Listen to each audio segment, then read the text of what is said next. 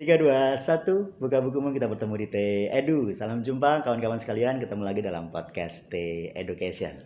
Untuk kali ini saya ditemani oleh seorang rekan sejawat juga, dosen Fakultas Hukum Trunjaya Madura, Bu Santi Rima Melati. Selamat pagi, Bu. Selamat pagi, Bapak. Dan kali ini kita akan membahas satu topik yang kemarin lagi rame ini dibahas Viral. terkait dengan viral terkait dengan royalti untuk menyanyikan sebuah lagu atau mendendangkan lagu untuk kepentingan komersil ya. Nanti kita akan bahas dengan Bu Santi karena beliaunya ini pengajar di bidang hukum kekayaan intelektual ya Bu ya. Betul.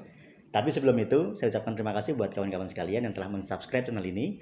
Dan bagi yang saat ini sedang menyaksikan video ini atau tayangan ini dan belum mensubscribe channel ini, kami mohon agar berkenan meluangkan sedikit waktu untuk mensubscribe supaya kita bisa bertemu dan berdiskusi dalam tema-tema yang lainnya. Baik, kawan-kawan sekalian, terkait dengan tema yang tadi sempat kita singgung sebentar terkait dengan royalti lagu. Itu sebetulnya seperti apa sih, Bu? Apa ada aturan baru atau dari dulu memang ada aturan seperti itu? Kalau dulu kan kayaknya orang nyanyi kan bebas-bebas saja gitu ya. Yeah. Nah, kalau sekarang kenapa kok tiba-tiba rame ada aturan yang mengaturnya yang baru atau gimana sebetulnya, Bu? Sebetulnya kalau untuk royalti sendiri sebetulnya sudah ada dari dulu kan, dari keputusan Menteri Hukum dan HAM tahun 2016 tentang tarif royalti bagi user atau pengguna dari ciptaan yang dipakai kayak gitu kan, yang berdasarkan layanan publik secara komersial. Cuma memang ada penegasan kembali yaitu dalam PP nomor 56 tahun 2021. Baru ini Nah, ya. di sini PP nomor 56 tahun 2001 justru malah menguatkan kayak gitu kan, menguatkan dari Undang-Undang Hak Cipta itu sendiri kayak gitu kan, amanah yang memang dari pasal 87, 89 dan 90 di mana bahwa LMK bertugas untuk menarik imbalan kayak gitu kan terhadap pemanfaatan hak ekonomi untuk user atau pengguna untuk diterima kepada pencipta, pemegang hak cipta dan hak terkait terhadap pemanfaatan itu layanan publik yang bersifat komersial. Oke, Seperti itu. jadi memang dari dulu sudah ada sebetulnya Sudah ya ada kalau aturan untuk itu. royaltinya, tarif royaltinya Sudah ada. Nah, sekarang dipertegas lagi dengan PP nomor berapa tadi? 56 PP nomor tahun 56 tahun 2021. 2021. Jadi ini bukan barang baru kan kawan sekalian, tapi ini dipertegas lagi aturannya Iya, sekarang. Nah, iya. maksudnya untuk kepentingan komersil itu seperti apa sih, Bu? Kepentingan komersial itu untuk kepentingan yang mendapatkan keuntungan di situ kan, di mana ciptaan itu kan sebetulnya kan tidak mudah untuk Betul, iya. dibuat kayak gitu Oke, kan, butuh butuh ada yang merenung, perenungan, nyari inspirasi ada gitu ya. karena ciptaan itu kan merupakan hasil karya cipta seseorang kayak gitu kan, berdasarkan imajinasi, inspirasi, kecerdasan kecerdasan, kemudian ada keterampilan kayak gitu kan. Bahkan Profesor Okaseidin mengatakan bahwa yang namanya ciptaan itu kan perpaduan kecerdasan intelektual dengan kecerdasan emosional Iya, kayak betul. gitu. Intinya Jadi tidak mudah gitu iya, ya. tidak mudah, memakan waktu, biaya, tenaga dan pikiran. Sehingga harus Itu. kita lindungi betul bahwa karya musik seseorang itu memiliki hak cipta dan itu tidak boleh kita pergunakan dengan sembarangan, itu intinya. Nah, kalau dulu itu kan kita sering tahu ya ada musisi Indonesia yang terkenal dengan artis Kang cover. Nah, yang lagunya betul. hanya mengcover-cover Iya, saja. Nah, iya. itu sekarang dengan aturan ini masih diperbolehkan apa tidak, Bu? Kalau Nah, mengcover lagu kalau seperti itu. misalkan secara mempertegas atau secara tersurat di dalam Undang-Undang Hak Cipta ataupun PP nomor 56 yang sekarang terbaru ini pun juga belum tersurat itu belum ada kayak gitu kan. Cuma memang di sini ada yang menafsirkan di dalam PP nomor 56 tahun 2021 ini di pasal 2 ayat ketiga bahwa layanan publik yang bersifat komersial itu termasuk juga layanan yang bersifat analog ataupun digital. Nah, digital ini apakah juga ditafsirkan salah satunya juga virtual dengan jaringan internet atau tidak? Kemudian kalau dihubungkan dengan Undang-Undang Hak Cipta, di sini ada terkait mengenai penegasan hak ekonomi. Nah, hak ekonomi yang bisa dilakukan oleh pihak si pencipta, pemegang hak cipta atau hak terkait, itu salah satunya itu adalah pengumuman ciptaan, pertunjukan ciptaan, kemudian komunikasi ciptaan. Nah, bagaimana terkait mengenai pengumuman ciptaan? Kayak gitu di dalamnya itu kan ada terkait mengenai penyiaran kayak gitu kan, ada terkait mengenai bacaan, kemudian ada terkait mengenai pengumuman berdasarkan multimedia di situ kan. Artinya berarti di sini secara tidak langsung menurut saya misalkan ada yang mengcover lagu kemudian diupload di YouTube misalnya atau media sosial yang lainnya, berarti di sini kan secara sengaja ingin memperlihatkan bahwa lagu ataupun misalkan video tersebut dapat dilihat, dapat didengar dan dapat dibaca oleh publik seperti itu. Jadi itu yang ada di dalam penegasan hak ekonomi dan itu harus atas izin dari pihak si penciptanya, baik pemegang hak cipta ataupun hak terkait tersebut. Seperti itu. Jadi sekarang ini ya kita perlu perjelas lagi. Tadi dikatakan oleh Bu Santi analog maupun digital. Nah ini maksudnya apa ini analog sama digital ini? Nah, di sini analog itu terkait mengenai mungkin ya live. Bukan. Kalau live itu ada pertunjukannya sendiri. Jadi ada di hak ekonomi itu terkait mengenai pertunjukan ciptaan. Nah, pertunjukan ciptaan itu bisa salah satunya adalah live musik. Nah, di kafe-kafe misalnya. Nah, itu analog maksudnya. Kenapa? Kalau di kafe-kafe itu gimana? Orang nyanyi lagu, cover lagu di kafe itu termasuk yang mana? Yang analog, yang langsung kayak gitu. Kalau misalkan yang digital bisa jadi mungkin salah satunya virtual, tidak langsung tatap muka seperti itu. Nah, itu yang mungkin bisa jadi ditafsirkan seperti itu. Jadi aturannya kembali kita pertegas lagi, menyanyi lagu cover baik di kafe, ngamen juga termasuk dalamnya itu kalau kita asal nyanyi saja itu melanggar hak cipta nggak sih sebetulnya? Kalau untuk kepentingan misalkan dari sendiri atau misalkan untuk hanya menghibur, tidak ada misalkan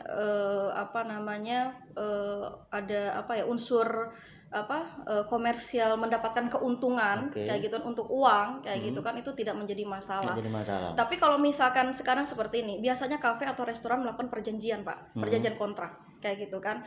Nah, pihak restoran pun juga harus bertanya dulu dengan band yang akan tampil untuk melakukan pertunjukan. Betul. Apakah lagu-lagu ini sudah didaftarkan didaftarkan di LMK kayak gitu atau izin kepada penciptanya atau pemegang hak ciptanya atau belum.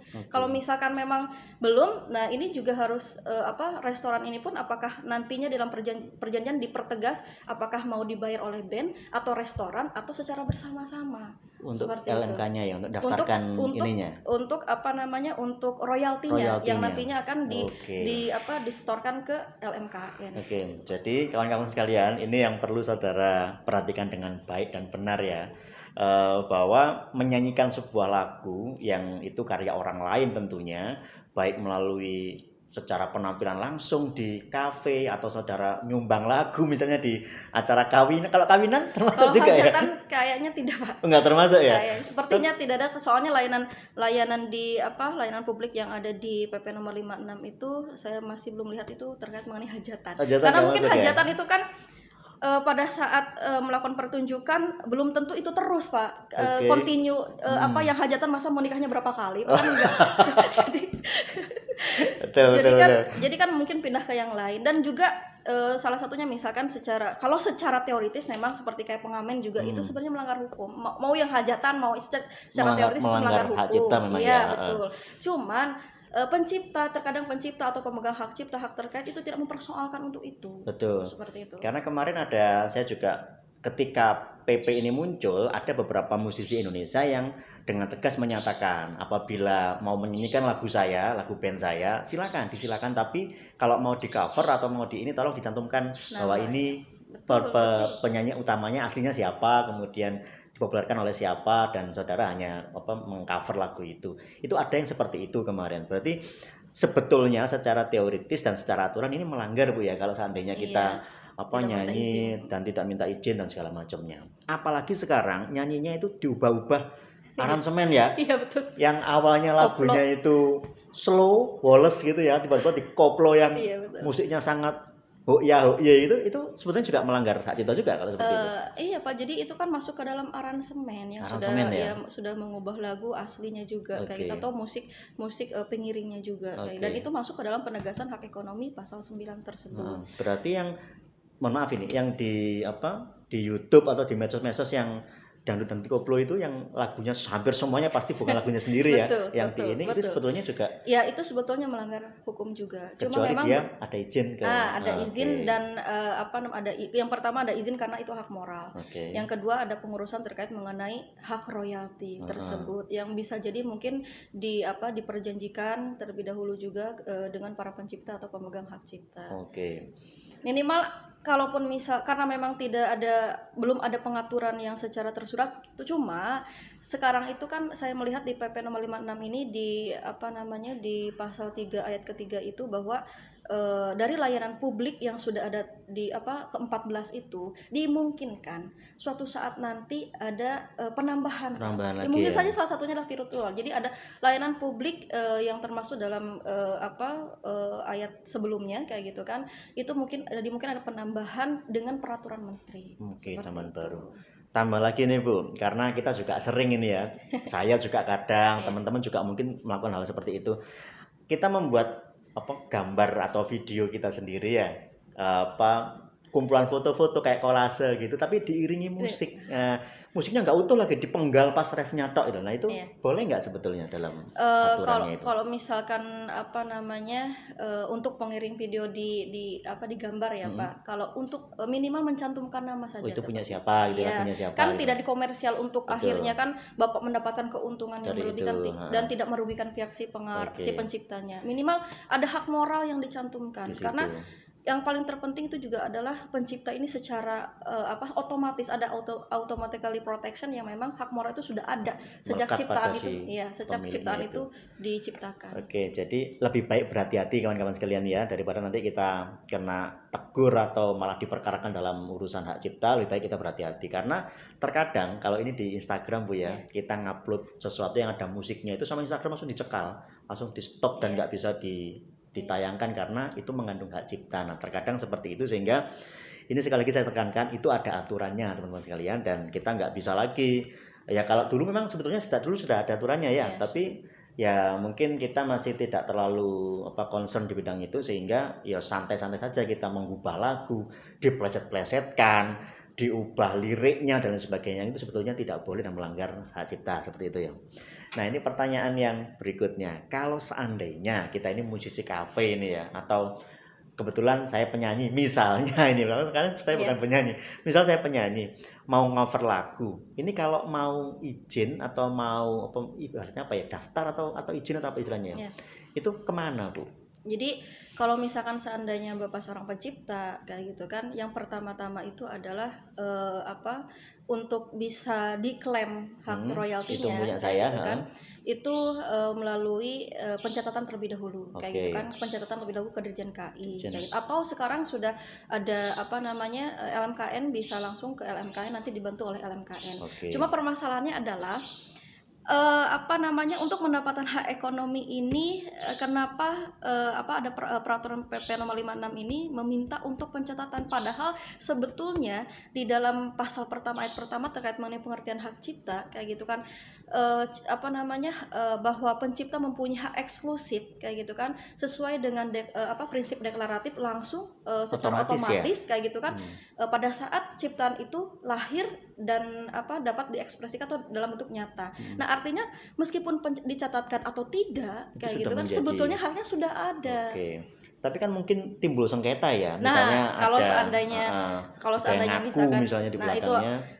Untuk pencatatan ini salah satu keuntungan atau hikmahnya itu adalah ketika misalnya penyelesaian sengketa bisa mudah untuk dapat dibuktikan kayak gitu.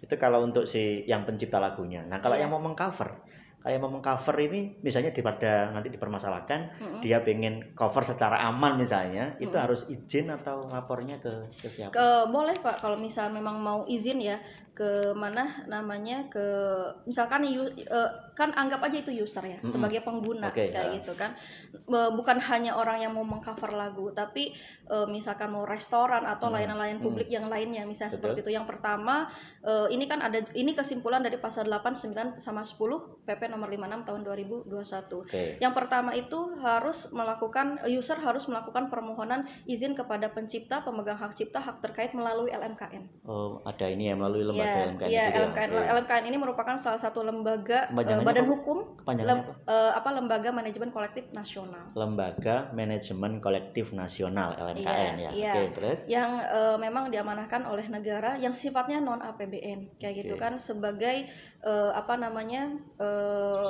untuk menghimpun mendistribusikan royalti yang nantinya kepada LMK, yang nanti LMK akan mendistribusikan ke mana, ke pencipta pemegang hak cipta. Oke. Kemudian yang kedua, selain tadi permohonan permintaan izin ke LMKN, yang kedua nanti menteri akan mencatatkan perjanjian lisensi tersebut kayak gitu. Lisensi itu izin, Pak. Kemudian yang ketiga, kemudian user melakukan pelaporan, memberikan pelaporan penggunaan lagu atau musik kayak gitu kan, bahwa musik-musik apa yang mau dipakai kayak gitu kan. Nah, ini nanti penggunaan lagu ini juga dilaporkan kepada LMKN kayak gitu. Itu ada jangka waktunya nggak, atau kenapa? Ada jangka waktunya atau sekali seumur hidup dilaporkannya, atau ada perkalanya? Kayak SIM gitu, 5 tahun sekali itu atau gimana? Nah, itu kalau misalkan untuk pengupdatean saja, Pak. Dalam artian pada saat misalkan ada lagu baru kayak gitu kan, langsung diupdate, melakukan memberikan pelaporan kepada LMKN. Nah, sekarang LMKN ini untuk pusat data musik ini ada yang namanya SILM. Sistem Informasi Lagu dan Musik. Yang itu semua nanti dihimpun di situ. Seperti itu, Pak. Nanti setelah itu baru user juga setelah misalkan melaporkan data musik tersebut, kemudian user ini membayarkan royalti. Yang gitu ditentukan kan, oleh sudah ada tarifnya yang putusan menteri tadi tahun 2016 siap. tersebut. Kemudian dilaporkan diberikan kepada LMKN. Nah, nanti LMKN akan menghimpun, menetapkan royalti kayak gitu kan. Kemudian nanti diberikan kepada LMK, dan LMK nanti akan diberikan kepada para anggota, salah satunya anggotanya itu adalah pencipta, pemegang hak cipta dan hak terkait. Sebetulnya tidak ribet teman-teman sekalian, karena sudah ada lembaga yang menaungi untuk itu ya, sehingga hanya faktor moral saja dari kita untuk kalau memang itu bukan lagu ciptaan kita dan kita pengen menyanyikan lagu itu ya karena kita suka, atau karena memang pekerjaan kita memang penyanyi kafe atau punya band yang selalu manggung di kafe setiap jadwal tertentu misalnya, ya alangkah bagusnya ya kita bikin lagu sendiri kalau nggak mau seperti itu. Tapi kalau kita nggak bisa bikin lagu atau belum mampu menciptakan lagu, kita mengcover punya orang, ya alangkah bagusnya kita hargai pencipta lagu itu, karena kita juga tahu membuat lagu itu nggak gampang gitu ya. Penyanyi aja belum tentu bisa membuat lagu, apalagi kita yang hanya sekedar menyanyikan saja. Maka alangkah bagusnya kalau kita berikan penghormatan, penghargaan yang semestinya kepada pencipta dan pemilik lagu tersebut ya. Kalau ini terakhir Bu Santi, dari dulu memang sudah jadi permasalahan ini. Download lagu itu boleh apa enggak, Bu? Kenapa? Download lagu MP3. Nah, itu kan download lagu sekarang sudah ada yang namanya Spotify ya. Spotify atau layanan aplikasi ya, Pak, kayak gitu kan. Bahkan beberapa aplikasi kayak gitu kan sudah tidak boleh lagi untuk mendownload secara gratis. Kayak gitu kan. Maka dari itu tadi mungkin efek atau akibat dari akhirnya menggaungkan yang namanya kekayaan intelektual di bidang hak cipta ini. Maka dari itu untuk mendengarkan lagu MP3 kayak gitu kan, itu biasanya ada layanan-layanan yang memang berbayar seperti itu. Dan kalaupun download secara gratis sebetulnya itu juga tidak diperbolehkan kayak gitu kan. Itu juga melanggar hukum. Mari kita cek handphone masing-masing apakah masih ada unduhan lagu-lagu MP3 itu, karena hari ini sudah layanan musik streaming sudah banyak sekali ya, berbagai macam aplikasi sudah ada, dan ribuan lagu di situ sudah ada dengan berlangganan VIP ataupun yang member-member biasa saja. Tapi sekali lagi disampaikan, sejak dulu memang ini menjadi permasalahan, tapi kalau semua lagu di-download, lalu pencipta lagu dapat apa kan? Seperti itu ya. Ini kita juga harus menghargai teman-teman sekalian, masing-masing profesi yang telah kita yang telah dipilih oleh masing-masing orang itu, dan kita sebagai warga negara yang baik yang juga menerima hidup kita jadi berwarna-warni karena telah mendengar musik mereka, ya mohonlah untuk kali ini kita hargai mereka dengan cara sebagaimana diatur oleh undang-undang. Mungkin ada pesan yang mau disampaikan Bu kepada kawan-kawan sekalian ini? Iya, mungkin untuk rekan-rekan atau masyarakat masyarakat luas untuk terkait mengenai salah satunya ini ya yang sedang viral PP nomor 56 tahun 2021 ini merupakan penguatan terhadap kekayaan intelektual di bidang hak cipta, di mana di sini masyarakat juga perlu adanya edukasi kayak gitu kan, bahwa yang namanya ciptaan itu tidak mudah dibuat secara begitu saja kayak gitu. Maka dari itu dihargai dengan yang namanya hak cipta, dan hak cipta itu mempunyai hak eksklusif di mana di dalamnya itu terdapat yang namanya hak moral dan hak ekonomi. Nah, itulah yang dilindungi oleh negara kepada para pencipta, pemegang hak cipta, dan kepada pihak yang terkait. Seperti itu. Jadi mungkin sosialisasi juga perlu diberikan Bu ya, karena ya kita tidak semua orang tahu lah bahwa menyanyikan lagu orang, kemudian maksudnya main-main bercandain lagunya orang, diganti liriknya segala macamnya, itu tidak boleh menurut aturan kawan-kawan sekalian. Tapi karena kita tidak tahu, dalam prinsip hukum kan ada fiksi hukum ya, ketidaktahuan akan aturan undang-undang itu tidak menghilangkan sifat melawan hukumnya, sehingga kalau memang tidak tahu ya mari kita cari tahu. Nah, ini salah satu bentuk upaya untuk memberikan informasi kepada kawan-kawan sekalian bahwa hari ini yang namanya lagu, namanya ciptaan musik itu sudah dilindungi sejak dulu sebetulnya, tapi hari ini dikuatkan lagi bahwa kita harus menghargai ciptaan tersebut karena membuatnya tidak mudah. Betul. Ya seperti itu Bu ya. Baik, saya garis bawahi bahwa saat tadi itu mengcover lagu itu alangkah bagusnya kalau didaftarkan atau dilaporkan kita mau mengcover lagu. Kemudian kalau mau membuat konten dari lagu seseorang ya minimal cantumkan nama penyanyinya. Tapi kalau saudara pengen dapat AdSense di YouTube atau apa, ya itu sudah komersil bentuknya, sehingga saudara harus benar-benar mencantumkan ke LMKN dan lain sebagainya. Dan yang terakhir, tadi ngamen nggak termasuk ya? Belum ya? Kalau ngamen ini kan komersil juga Bu? Ngamen justru itu juga melanggar hukum juga, secara teoritis. Secara teoritis cuma itu memang ya, para pencipta juga akhirnya terkadang tidak mempersoalkan itu. Sama-sama nyari duit lah Bu ya cerita. Karena menganggap bahwa para pencipta menganggap bahwa untuk dirinya sendiri, untuk hidupnya sendiri juga mungkin hanya cukup untuk hidupnya. Untuk kebutuhan kehidupan sehari, tidak untuk menumpuk kekayaan dan lain sebagainya. Yang dimasukkan di sini komersil adalah seperti itu. Sehingga sekali lagi saya tekankan, lebih baik kita berhati-hati dan lebih baik kita juga sama-sama menghargai musisi dan menghargai musik yang telah diciptakan dengan cara kalau mau mengcover mau apa kita daftarkan ke LMKN dan lain sebagainya. Baik Bu Santi, tidak terasa obrolan kita hari ini sangat menarik sekali. Terima kasih kawan-kawan sekalian telah menyaksikan video ini. Salam sehat, semoga kita tetap sehat selalu dan kita bertemu di TE Edu. Salam sehat, saya T Effendi, sampai jumpa.